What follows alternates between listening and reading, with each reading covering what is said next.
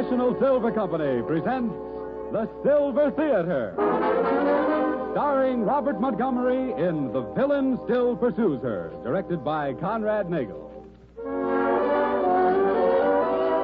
Brought to you on behalf of two of the greatest names in silverware, International Sterling, world famous solid silver, and 1847 Rogers Brothers, America's finest silver plate.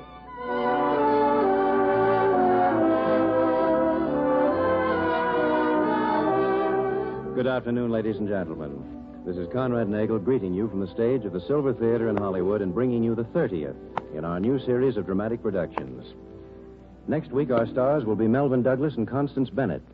And among the other brilliant personalities whose names grace our guest book for future dates are Joan Crawford, Douglas Fairbanks Jr., and Helen Hayes.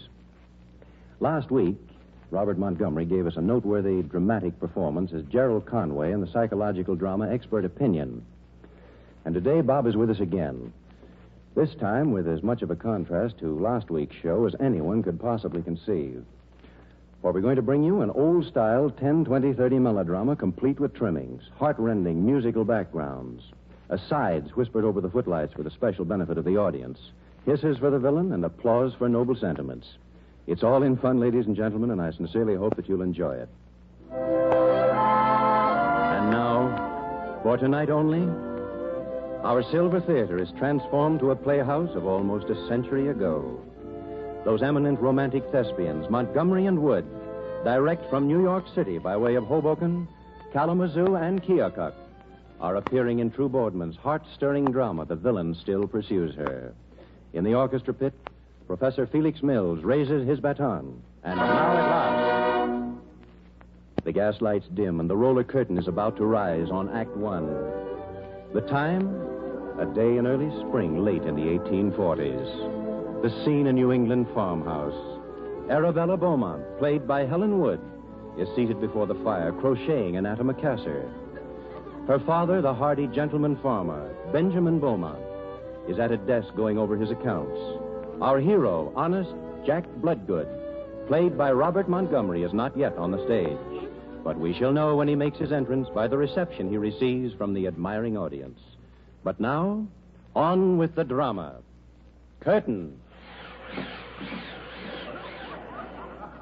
Arabella, my child. Yes, Father? I notice you're dressed in your best gown this evening. You expect a visitor, perhaps?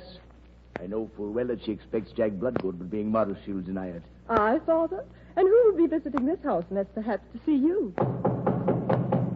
Arabella, did you hear someone at the door? At the door? Oh, I thought that sound was but a shutter striking against the window. Why do I lie? I know it is he. He's still my button heart. Shall I go to the door, Father dear? Unless you want to leave Jack standing on the porch, you'd better. Why, Jack Bloodgood, what a surprise. Good evening. Good evening, Miss Beaumont. I was just driving by this evening and said to myself, Jack Bloodgood, inasmuch as you are in the vicinity, why not tarry for a brief but pleasant and instructive visit with Farmer Beaumont? Well, I'm glad you did. Our farmer's 10 miles out of his way, yet he was just driving by. Well, for a variegator, love will make an otherwise honest man. Won't you sit down, Jack? Thank you, sir. Would you care for a pipe of tobacco, son? Thank you. No, sir. A glass of elderberry wine, perhaps? I appreciate your hospitality, Farmer Beaumont, but I neither smoke nor drink. Oh, thank heavens. For lips that have touched liquor shall never touch mine. You are wise, my lad. It is lovely weather this evening, is it not, Miss Beaumont? It is indeed, Mr. Bloodgood. I must see to some chores out in the barn. I trust you'll both excuse me for a bit. As a matter of fact, I finished the chores hours ago, but then I was young once myself. Well, I won't be long. Alone at last. Would you care to hear me play the parlor organ, Mr. Bloodgood? I can think of nothing that would give me greater happiness. Very well, I shall. If you will but sing as I am playing. It would be, my dear Miss Beaumont, a privilege. She is more to be pitied than censured. She is more to be helped than despised.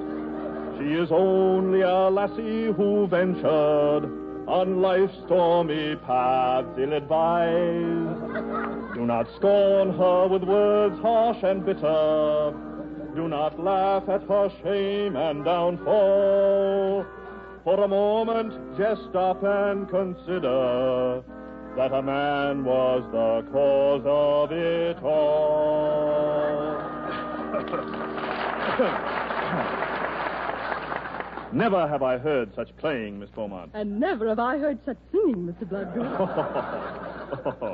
Arabella, Oh, Mr. Bloodgood, you must not hold my hand. Arabella, if I may call you Arabella. Oh, my heart, I shall die of happiness. Yes, I should be honored to have you so address me, Mr. Bloodgood. And you must call me Jack. It is brazen of me, but it shall be as you wish. Jack? Arabella, at last. If you but knew how I have waited for this moment. Arabella, it has long been my intention to express to you a sentiment that I have cherished in my heart.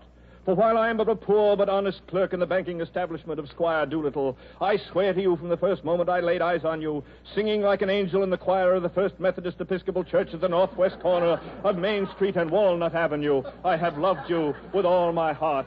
Will you say that you love me, too, and be my own sweet bride?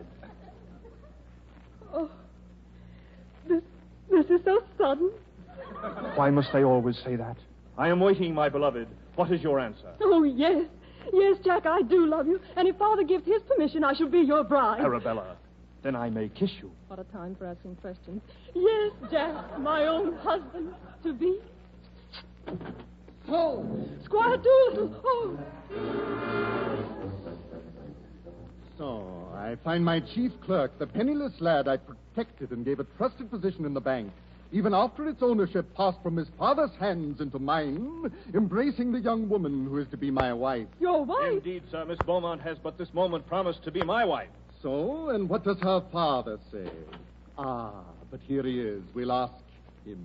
Good evening, Squire. Good evening, neighbor. I just came on a social call to remind you of the little matter of a loan upon your farm here. It falls due at noon tomorrow. I know, Squire, and it shall be paid. Even now my son Thomas is on his way home from the grain dealer with the money for my entire crop. It will leave me short of funds, but I can meet the note in full. Good.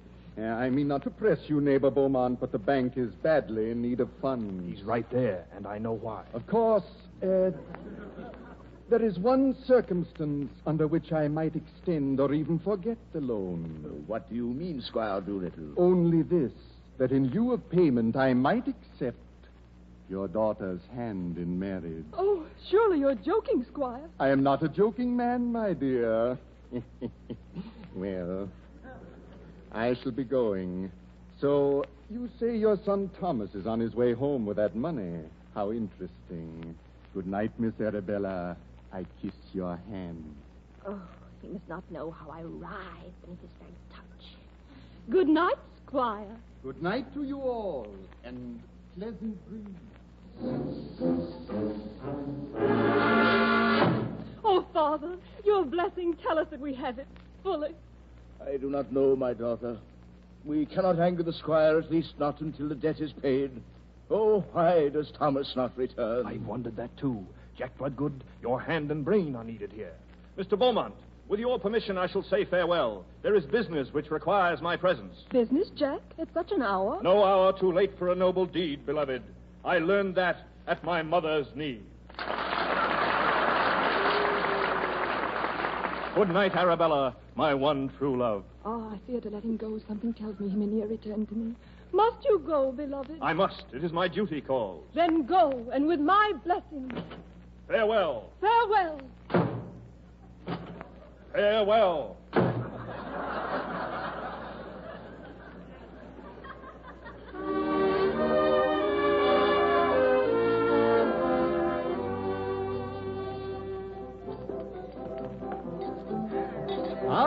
Ezra Sly and Amos Cadwallader. You are here, my friends, and young Tom Beaumont? He's in the back room, Squire. We've been doing just what you said, sir. Getting him drunk and belligerent. Excellent. He has the money with him. I found that out. Now get back to him. Jack Bloodgood will be here in search of him. You remember the parts you are to play? Ezra, you get Beaumont to strike you. I shall shoot out the light. Yes, and I'm going to be the doctor. Yep, we know, Squire. Good. Now go.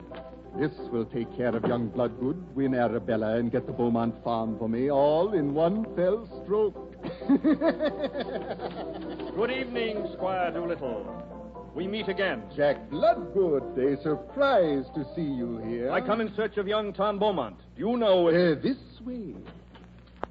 Well, here he is now. How fortunate. Good evening, Tom. Leave go of me.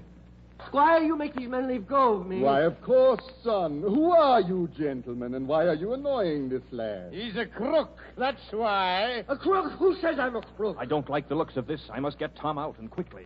Come, Tom, your Don't father. let me alone. He says I'm a crook. Just say that again and see what happens. Tom, you can't fight here, please. Who says I can? Just say that again. You are a crook. A low, sneeving, thieving, double-dealing crook. That's all I needed. The light! Somebody shot out the light. Bring a lantern. Here, what's wrong in here?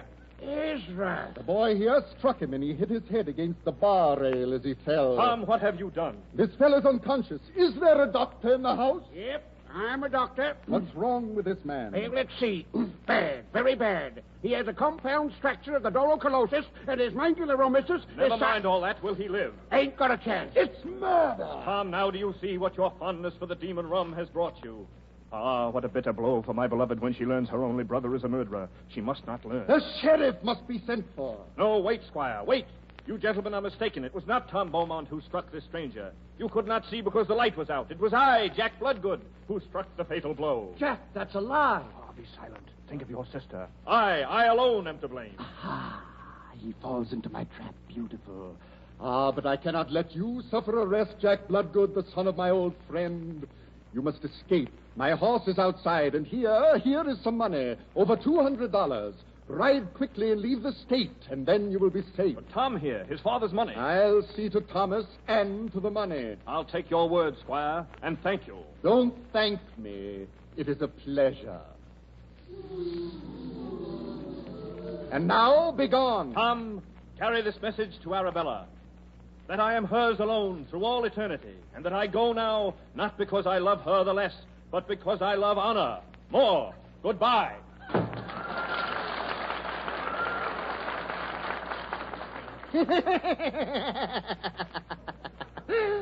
Now, where's the sheriff? Sheriff? Sheriff, did I hear somebody call? Oh, land of Goshen, there's been a murder. Let me out of here. No, you don't, sheriff. Do your duty. Arrest that man. Oh, who do you mean? Who do you mean? The lad here, little Tommy Beaumont? Don't arrest me, Sheriff. There are 4 of us here who will swear that Beaumont struck this man. And once you've got young Beaumont in the calaboose, you can start out after another criminal. Another? And who do you mean? Jack Bloodgood. There's $5,000 missing from my bank, and Jack Bloodgood is the thief who stole it. When I accused him of it just now, he stole my horse and made for the state border. Well, crime and Eve. Honest Jack Bloodgood, a bank robber and a horse thief. I'd never believe it. I want him arrested tonight and held in jail. Nobody's to see him or Tom Beaumont till after 12 o'clock tomorrow. Remember, not till after 12 o'clock tomorrow. You can laugh, Squire Doolittle, and think you've won with your vile trickery. But if I know Jack Bloodgood, he'll give you your just deserts before he's through.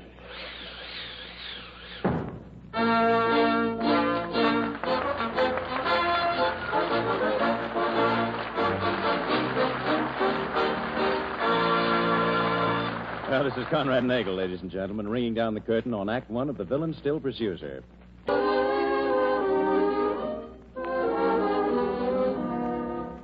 Once again, it's curtain time. And we bring the second act of our melodrama to end all melodramas. The Villain Still Pursues Her. Starring Robert Montgomery as the very dashing hero, honest Jack Bloodgood, with Helen Wood as the very shrinking heroine, Arabella Beaumont. It is the following day, less than an hour, in fact, before the inevitable mortgage held by the arch-villain, Squire Doolittle, falls due. And meanwhile, in the village jail. Blame not yourself, Jack Bloodgood. In truth, the fault is mine, that my father and sister are about to be cast forth without a place to lay their weary heads, while we are held here helpless in durance vile. No, Tom Beaumont, I am not yet resigned. There is still time, despite this sudden and unseasonable snowstorm, which sprang up unexpectedly during the night, for us to escape and remedy the damage we have done. But how can there be time? What time is it now? Wait, I shall consult my watch. Oh, alas, you have dropped it. You think that matters? Listen to me, Tom Beaumont. This trusty timepiece was given me by my father on his deathbed. And though I have dropped it thus a score of times, yet never has it been wrong by so much as half a second. What time is it? Oh, 11 past 11. Less than an hour till noon. I tell you, all is lost. No, son. For even now my dullard brain perceives its answer to our plight. There in your pocket. What is that you have? A bottle. A bottle of the demon rum, which last night brought us to this low state. Good. And now it's your rescuers. Where is our jailer? Sheriff! Sheriff! Yeah? Who's calling the sheriff? Who is it? Oh, it's you. Now, 'twon't do you no good to beg me to let you out. And no use breaking out another, because I'll send the cavalry after you if you do. There's a bunch of them in town We here. didn't want to get out, Sheriff. Just wanted you to have a drink with us. No, sirree, no, sir. Never mix with prisoners. I'm under what was that you said? A drink, Sheriff. Will you share one with us? No, couldn't do that. Well, maybe just a snort wouldn't hurt me none. Where's the bottle? No tricks now by the heel-peel jeepers. Come here into the cell with us and help yourself. My strategy is going to succeed, Tom. Pretend to drink with him. Just touch the bottle to your lips. This is once when rum shall prove a deliverer rather than a curse.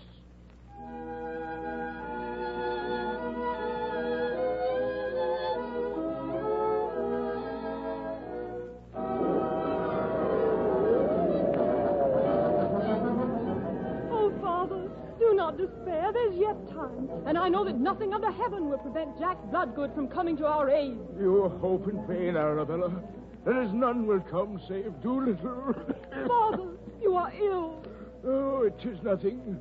Pneumonia, perhaps, or worse. Listen. There is Jack Bloodgood. He has brought the money. I shall let him in. Oh! Good morning. Squire Doolittle, Deacon Wilson. You know the deacon? I brought him along just for the ride. He comes in handy sometimes for marriages Oh. and funerals. How do you do? How do you do? How do you do? Hello? You are aware that it is nearly 12? In case you weren't, I brought this clock. Listen. You see, it has an alarm which will ring on the stroke of 12. But then, perhaps you have the money? Alas, we have not. My son has been delayed. What a pity. Please, Squire Doolittle, can't you give my father time? Even a day. I could give him forever to pay. That's up to you, my little buttercup. Here, come to my arms. No, 1,000 times no. And I say yes. Here. Unhand me, villain. Nay then, my proud beauty. You shall pay for this. And gladly. I would rather submit to the tortures of freezing and starvation than suffer the caresses of a villain that I hate. Though I have but one treasure, yet will I cherish it with all my strength and all my heart.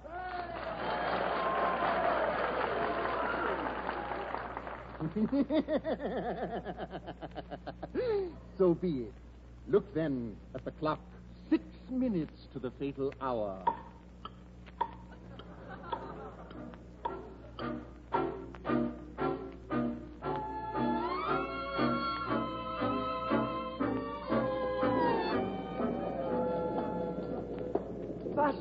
Faster, Jack Bloodgood. It is yet 3 miles to the farm, and there cannot be more than 7 minutes remaining before the stroke of 12. It is no use.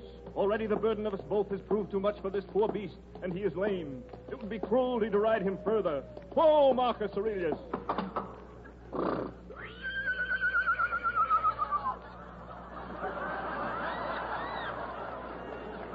But, Jack, it is vain to think we can arrive in time on foot through such a bitter storm as this. So be it then, but still we may not ride the horse. Remember, son, better a man shall suffer endless torture to himself than be the cause of pain to a poor, dumb beast. Come, we shall proceed on foot. Jack Bloodgood, listen. Footsteps approaching on horseback. It is the cavalry.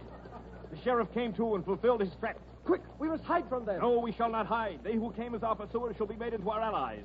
As sure as my name is Honest Jack, they shall escort us to your father's farm, and before the hour of 12.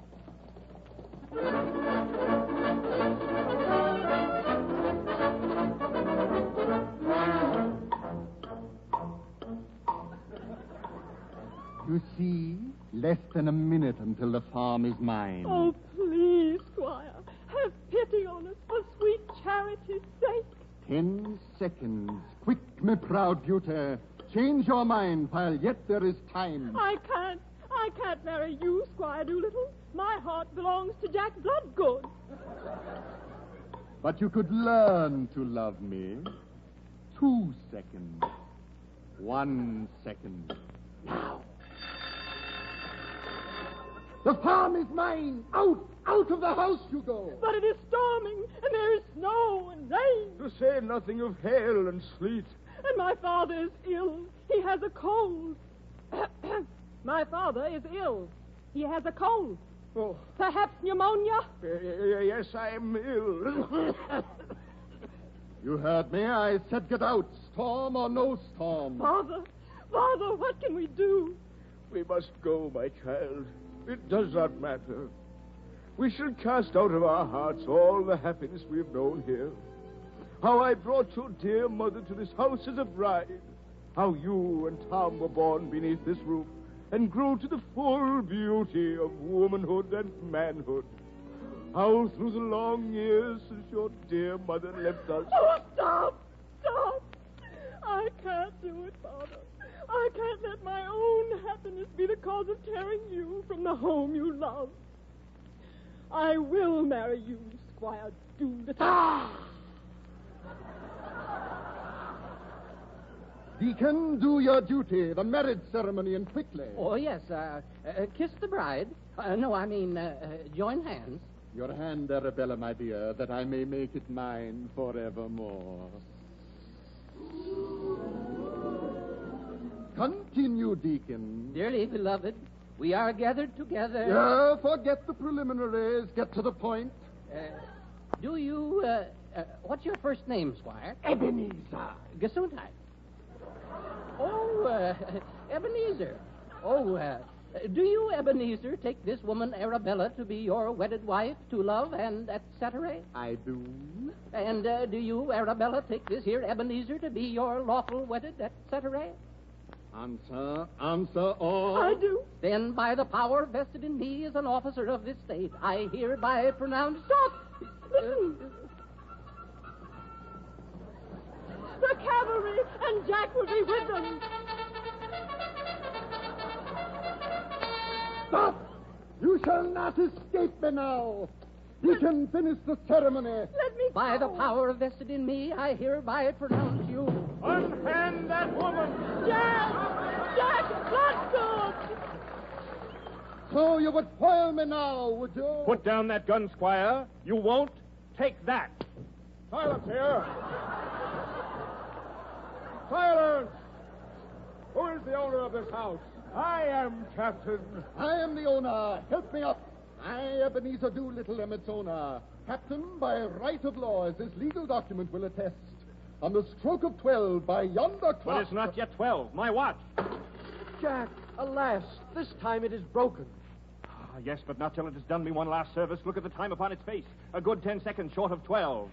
Captain, search the squire's pockets. Within them you will find both the money he stole from Tom Beaumont last night and the $5,000 which is missing from the bank. You shall not touch me. I am short of you. So it is true. Take him away, Captain, and to those who will try him, please give this message. We to whom he showed no mercy ask that he be given mercy.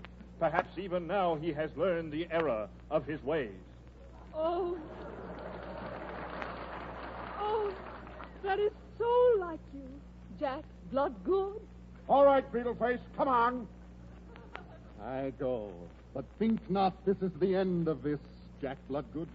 I go to jail, yes. But the day shall come when I am released. And on that day I shall have revenge.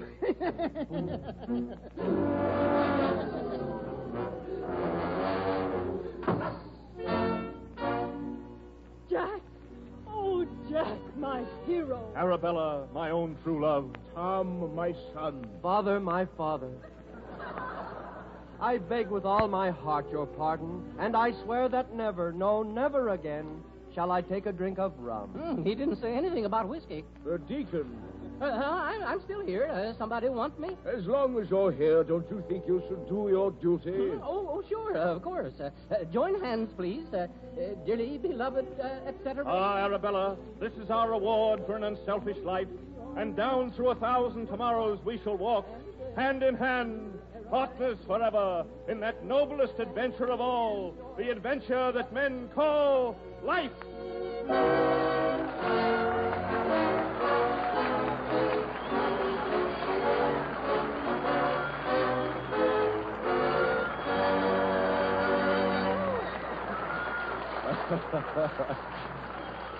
Well, in just a moment, ladies and gentlemen, Bob Montgomery will be back for a personal word with you. And now back to Conrad Nagel. Thank you, John. Come on out here, Bob.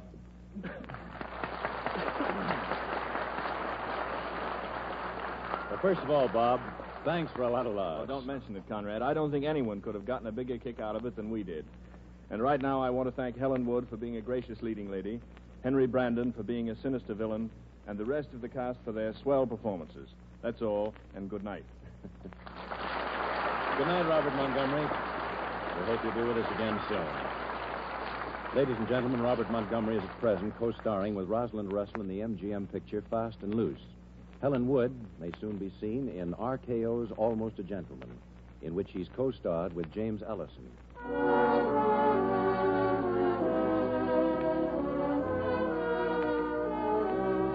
Next Sunday, Silver Theater will be on the air 1 hour earlier in all areas not changing to daylight saving time. Remember, if you do not have daylight saving time, Silver Theater will be heard at the usual hour. Our stars, Melvin Douglas and Constance Bennett, who will be heard in a thrilling love story of today. Be sure to listen.